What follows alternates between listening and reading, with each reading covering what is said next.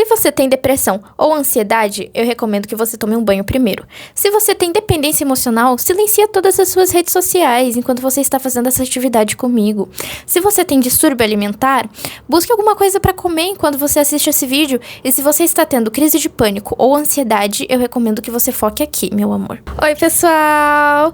Eu sou a Miaro e no vídeo de hoje nós vamos dar continuidade ao quadro Estudando para o Enem, né? A primeira matéria que nós estamos estudando agora é a redação. A redação, ela corresponde a 1/3, né, da nota do Enem. Então, nós estamos lendo livros de sociologia para conseguir ter bons argumentos e argumentar lá na hora da nossa prova. Basicamente, eu resumi tudo no meu caderno e agora eu vou ler para vocês. Eu botei tudo tópico por tópico direitinho, gente, tá muito fofo. Eu peguei um livro pequeno chamado Violência e Cultura no Brasil e eu meio que resumi ele, né, página por página, com uma linguagem mais acessível e mais simples de ser compreendida, tá? O capítulo de hoje é As vítimas da violência no Brasil. Esse é o capítulo 2 e a gente vai continuar e dar início agora à nossa história do livro de sociologia. No Brasil, a violência urbana foi um grande tema nos últimos tempos. Os noticiários de televisão bombardeiam o público com relatos de assaltos e crimes. Tal tema rende ibope em demasiado e promove a venda de jornais, sendo apontadas as mais variadas resoluções ao problema, como a pena de morte, o aumento do policiamento ostentoso, a prisão cautelar e a utilização das forças armadas. O tema violência nas cidades não é novo. Há um século, Ângelo Agostini, italiano radicado no Rio de Janeiro, publicava na revista Ilustrada sátiras à corrupção, à violência e à ineficiência da polícia carioca sobre isso. Se recorda também Major Vidigal, personagem do livro Memórias de um Sargento de Milícias, de Manuel de Almeida, qual retrata o arbítrio da polícia no começo do século passado. E nunca é demais relembrar do primeiro samba gravado, chamado Pelo Telefone, de 1917, que satiriza as ligações da polícia com jogos de azar. É também notória a brutalidade que o aparelho estatal dispensa às classes populares e as submete a maus tratos e tortura. Essa violência na República Velha se justificava colocando o dever das questões sociais nas costas da polícia, como tem sido constantemente, distorcendo a responsabilidade e despreparo do governo e ajudando a manter o poder das classes dominantes por meio do aparelho repressivo. Ao invés de cair na armadilha de propostas rápidas e imediatas, a obrigação do cientista social é procurar analisar o que há por trás do fenômeno de violência por meio das classes superpobres e se de fato a violência urbana é o maior problema que aflige a sociedade brasileira. Existem temas que são considerados válidos no Brasil, como a violência urbana, e temas que não são, como a violência no meio rural, ligada aos conflitos pela posse de terra, a não demarcação das terras dos indígenas, a morte pela fome e a desnutrição, os acidentes de trabalho, os acidentes de trânsito, a corrupção, a violência policial e as relações entre a polícia, a política e o jogo. A verdade é que o termo violência urbana refere-se quase que exclusivamente à delinquência de classe baixa, que no Rio de Janeiro passou a atingir redutos das classes médias e altas, como a Zona Sul. Chama a atenção o fato de que a denominação do tema de violência urbana foi para problema nacional. O Brasil, até recentemente, era apresentado como uma ilha de tranquilidade no mundo conturbado. A contradição era a subversão da ordem, qual se montou um vasto aparelho de repressão. Este aparelho, que teve um crescimento rápido, inclui as polícias militares, que a partir de 1967 passaram a ser consideradas forças auxiliares, reservas do Exército, se responsabilizando pela manutenção da ordem pública e da segurança interna das unidades federadas, ficando subordinada à Inspetoria Geral das Polícias Militares do Ministério do Exército. Com o início da abertura, o tema da violência foi promovido ao principal problema nacional, recebendo mais destaque que os índices inflacionários. Mas é de uma violência muito específica que se fala. Trata-se de uma violência que é chamada de urbana. O rótulo é importante, pois sugere uma violência característica da cidade, qualquer que esta seja, descentralizando o problema do governo e das classes dominantes. O problema, portanto, não seria brasileiro, mas mundial, e suas causas não seriam sociais, mas ecológicas. Em análise, o aumento da criminalidade governamental é o preço pago para ingressar na modernidade das grandes metrópoles. A cidade não é a causa em si da violência. A violência é causada na exploração da classe trabalhadora, ou seja, o sistema de criação da modernidade e não a própria.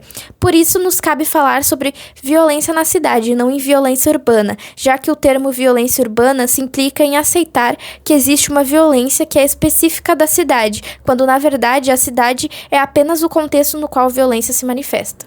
Especificamente no Brasil, as grandes cidades, por se constituírem nos centros mais dinâmicos de sua economia, representam espaços nos quais suas contradições se tornam mais evidentes. A riqueza e a opulência convivendo com a mais flagrante miséria.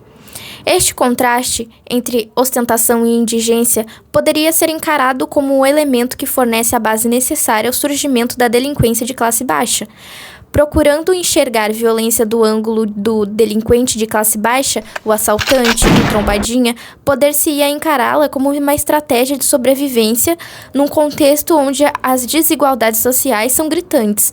Neste contexto, a possibilidade de conseguir empregos regulares é escassa, a remuneração do trabalho não é qualificado, é extremamente baixa e boa parte da população urbana sobrevive no setor informal, desempenhando atividades chamadas de marginais. Poder-se-ia, portanto, argumentar que nessas condições a violência não é praticada somente para satisfazer necessidades econômicas, mas possui igualmente uma conotação política, pois também tem como meta, do ponto de vista do delinquente, recuperar parte do excedente que foram expropriadas às classes subalternadas. Neste sentido, é significativo que no Brasil o termo marginal se refira ao mesmo tempo à mão de obra não inserida em relações capitalistas de produção e a criminosos de classe baixa. Isso não nos deve, naturalmente, fazer-nos comparar mecanicamente a criminalidade à pobreza. Embora a falta de oportunidades de trabalho com remuneração condigna possa levar à criminalidade, não são obviamente todos os pobres que se valem da delinquência para sobreviver. É, pois, preciso distinguir entre diferentes formas de violência existentes no Brasil. Ao que tudo indica, o trânsito matou mais que os assaltos no Rio de Janeiro em 1980. Entretanto, os acidentes de trânsito não são considerados um problema nacional. O mesmo provavelmente poderia ser afirmado dos acidentes de trabalho, dos quais o Brasil é um dos recordistas mundiais. Isto para não citar as mortes causadas pela desnutrição e pela miséria.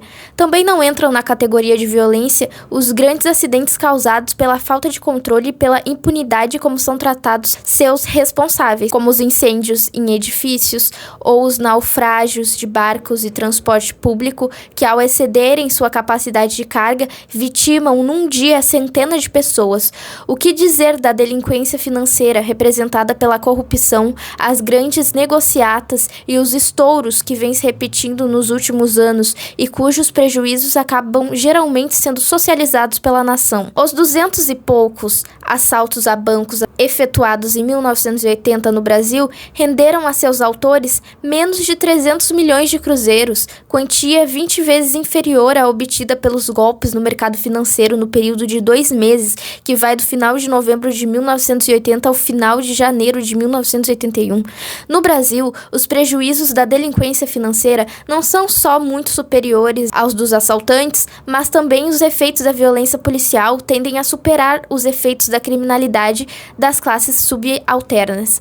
De fato, nos mais recentes sequestros e assassinatos ligados ao jogo do bicho e ao tráfico de tóxicos, encontram-se quase sempre indivíduos ou quadrilhas organizadas com a ajuda de proteção de policiais ou ex-policiais. Fica assim muito difícil distinguir a fronteira entre a polícia e o criminoso. Na verdade, as classes dominadas são frequentemente muito mais as vítimas que os autores de violência em nossas cidades. A impunidade com que são tratados os policiais que praticam arbitrariedades ou matam no exercício da função faz com que a polícia seja tão ou mais temida que os delinquentes por parte das classes classes populares. O grau de descrédito com que é encarada a polícia e a possibilidade de se obter justiça no Brasil é evidenciado pela sucessão de linchamento que se tem verificado ultimamente. O clima de insegurança e violência em que vivem nossas populações urbanas é um reflexo do capitalismo selvagem que caracteriza o atual modelo de desenvolvimento brasileiro, o qual, ao exacerbar as desigualdades sociais, valeu-se crescentemente do arbítrio. Esse modelo fortaleceu um aparelho de repressão que se dá a si mesma a função judicial de decidir quem é culpado e quem é inocente, prendendo, torturando e matando em nome da segurança pública. Por isso, o tema da violência no Brasil passa obrigatoriamente pela discussão da democracia. Embora não haja uma relação mecânica entre arbítrio e criminalidade, ou entre democracia e não violência, enquanto não houver um real Estado de direito e uma efetiva participação da população nas decisões que afetam a sua vida, estaremos todos sujeitos a cair numa situação semelhante à descrita por Machado de Assis em O Alienista. Aí só nos restará gritar: chame o ladrão. Bom, pessoal, então com esse vídeo de hoje nós terminamos o segundo capítulo. Os capítulos são muito longos para eu resumir e em algumas partes eu acabo não resumindo totalmente porque é muito longo. Mas eu tento o máximo possível simplificar para que vocês consigam compreender junto comigo o que diz o livro, né? Porém, o vídeo de hoje fica por aqui e no próximo vídeo eu estarei falando sobre o capítulo 3 e se ele for curtinho eu falo o 4 junto com ele, né? O livro tem 5 capítulos, então ele vai ser rapidinho de terminar e pelo menos a gente já vai ter bastante repertório já para nossa redação do Enem. Tchau, um beijo!